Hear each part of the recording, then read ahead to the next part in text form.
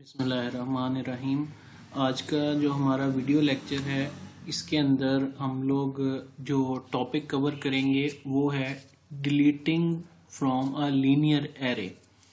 हम लोगों ने जो एल्गोरिदम करना है वो है कि आप अगर किसी लीनियर एरे में से किसी किस्म के कोई एलिमेंट को रिमूव करना चाहते हैं तो उसके लिए जो एल्गोरिदम इस्तेमाल होगा वो हम लोगों ने आज कवर अप करना है। जबकि इससे प्रीवियस लेक्चर जो था उसके अंदर हम लोगों ने insertion in a linear array का एल्गोरिदम जो है वो कवर अप किया था। तो ये डायग्राम जो है ये हम लोगों ने इस्तेमाल करनी है या फिर ये इमेज। तो शुरू करते हैं। इससे पहले कि मैं एल्गोरिदम स्टार्ट करूं मैं आप लोगों को कॉन्सेप्ट जो है वो ज़रा डायग्राम से समझा देता हूं कि ये किस तरह से काम करता है। फॉर एग्जांपल ये हमारे पास एक लीनियर एरे है और इस लीनियर एरे के टोटल नंबर ऑफ एलिमेंट्स जो हैं उनकी तादाद 8 है क्योंकि इसके इंडेक्स जो हैं वो 8। अब इसमें नंबर ऑफ आइटम्स कितनी है तो नंबर ऑफ आइटम्स जो सी हैं वो हमारे पास हैं जी 7। तो यहाँ पर हमारे पास जो n कैपिटल है उसकी वैल्यू यहाँ पर हमारे पास 7 होगी। अब हमने किसी एक स्पेसिफिक लोकेशन से किसी एक डाटा आइटम को रिमूव करना है। जिस तरह हम लोगों ने पिछले जो सा कहते हैं एग्जाम्पल के अंदर ये देखा था कि हम किसी एक स्पेसिफिक लोकेशन के ऊपर इंसर्शन करते हैं, इसी तरह यहाँ पर हम किसी एक स्पेसिफिक लोकेशन के ऊपर जो है वो डिलीटेशन करते हैं। अब जब हम लोगों ने इंसर्शन परफॉर्म की थी तो इंसर्शन परफॉर्म करते वक्त हम क्या करते थे कि उस लोकेशन के ऊपर जिसके ऊपर हम लोग इंसर्शन करना चाहते हैं उस लोकेशन के ऊपर मौजूद डाटा को हम लोग नेक्स्ट जो एलिमेंट होता है वहां पर शिफ्ट करते हैं, यानी नेक्स्ट इंडेक्स के ऊपर शिफ्ट करते हैं। इसी तरह जो एलिमेंट या जो डाटा आइटम नेक्स्ट इंडेक्स के ऊपर मौजूद होती है उससे आगे वाले जो डाटा एलिमेंट है या फिर इंडेक्स है उसके ऊपर शिफ्ट करते हैं।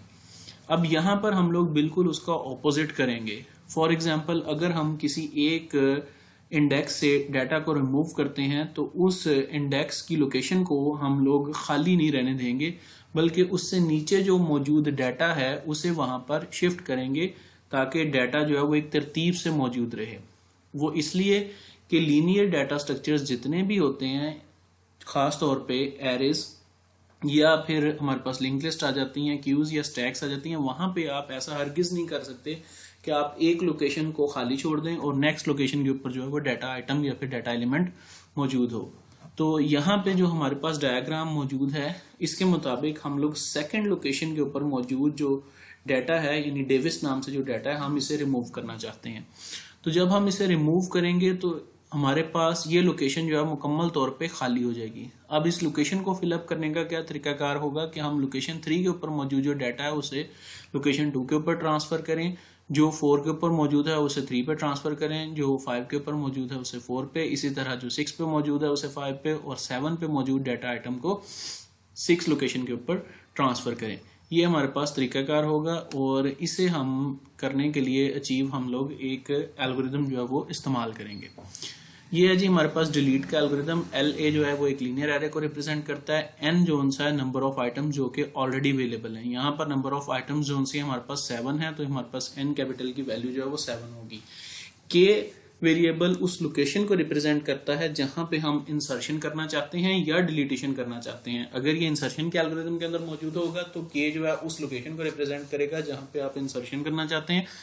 अगर ये डिलीटेशन के एल्गोरिदम के अंदर मौजूद होगा तो K उस जगह को रिप्रेजेंट करेगा जहां पे आप डिलीटेशन करना चाहते हैं। जबकि आइटम जो है वो उस डाटा को रिप्रेजेंट करेगा जो कि आप डिलीट करना चाहते हैं डिलीटेशन के एल्गोरिदम की सूरत में। जबकि इंसर्शन की सूरत में आइटम जो उनसे कहते हैं उस डाटा को रिप्रेजेंट करेगा जो कि आप इंसर्ट करना चाहते हैं। तो सबसे पहले हम जिस डाटा को रिमूव करना चाहते हैं हम क्या करते हैं कि उस डाटा को महफूज कर लेते हैं। ठीक है, फॉर एग्जाम्पल हम ये सेकेंड लोकेशन जो है उससे डाटा को रिमूव करना चाहते हैं तो हमारे पास K की वैल्यू जो है वो 2 होगी। तो हम क्या करते हैं कि LA 2 यानी कि यहाँ पर आ जाएगा, यानी सेकंड लोकेशन के ऊपर जो डाटा है उसे आइटम नाम के वेरिएबल के अंदर उसे महफूज कर लेते हैं। ठीक है, इससे पहले कि हम उसे डिलीट करें हम उसे महफूज कर लेते हैं।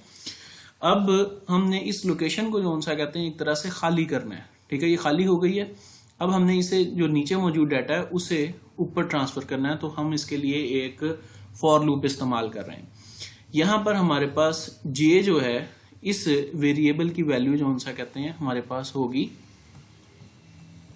जिस लोकेशन से हमारे पास हम लोगों ने जितने फॉर एग्जांपल जो डाटा हमारे पास रिमेनिंग यानी नंबर ऑफ आइटम्स बचे हैं उसमें से हम लोग जे की वैल्यू जो सा कहते हैं स्टार्ट करेंगे। ठीक है जी, सबसे पहले जो ए नाम के वेरिएबल को हम लोग असाइन करेंगे जी। अच्छा जी, यहाँ पे हमारे पास जो जे नाम के वेरिएबल है इसकी वैल्यू इनिशियली हमारे पास 2 होगी, क्योंकि हम इसे वही वैल्यू असाइन कर रहे हैं जो कि के वेरिएबल की है।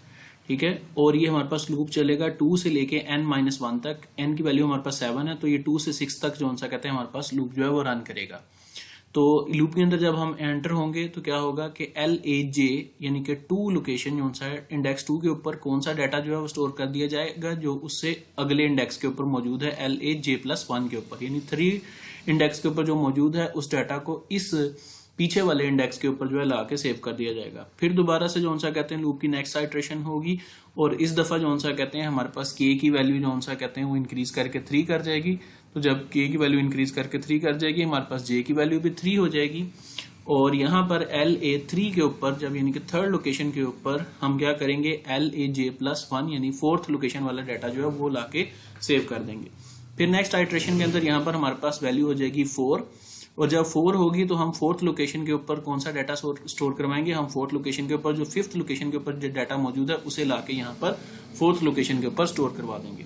फिर इसी तरह जो सा कहते हैं नेक्स्ट स्टेप के अंदर हमारे पास जो के की वैल्यू है वो हो जाएगी हमारे पास 5, और जब के की वैल्यू हमारे पास 5 होगी तो जे की वैल्यू भी हमारे पास 5 हो जाएगी, और जब जे की वैल्यू 5 होगी तो हम क्या करेंगे 6th लोकेशन के ऊपर जो डाटा मौजूद है वो 5th लोकेशन के ऊपर स्टोर करवा देंगे।